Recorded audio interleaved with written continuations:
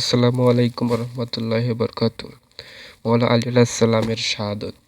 আমিরুল মুমিনিন হযরত উসমান রাদিয়াল্লাহু শাহাদাতের পর ব্যাপক হারে বিশৃঙ্খলা দেখা দেয়। হযরত উসমান রাদিয়াল্লাহু ইন্তেকালের পর সকলে হযরত আলী আলাইহিস-সালামের হাতে বায়াত গ্রহণ করে তাকে খলিফা হিসাবে স্বীকৃতি দেয়। কিন্তু আমিরে মুমিনিন হযরত আলী আলাইহিস-সালামের বিরোধিতা করতে থাকে। এই বিরোধিতা এতটাই চরম পর্যায়ে পৌঁছে যে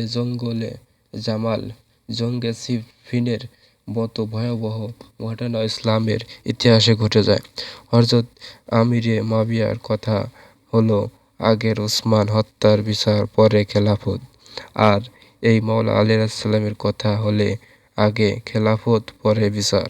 সুতরাং আমিরে মুয়াবিয়া যে মৌলা আলী আলাইহিস-সালামের খেলাফতকে মেনে নেননি তা এখান হতে স্পষ্ট বোঝা যায়।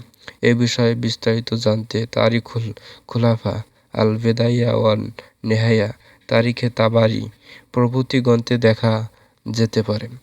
আমি এই বিষয়ে কারবালা ইয়াজিদ চক্রান্ত গ্রন্থে বিস্তারিত আলোচনা করছি।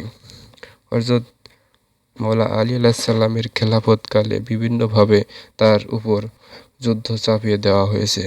এছাড়া বিভিন্ন বিশৃঙ্খলার মধ্য দিয়ে খেলাফতকাল অতিবাহিত হতে থাকে। এক পর্যায়ে তাকে মসজিদে নামাজরত অবস্থায়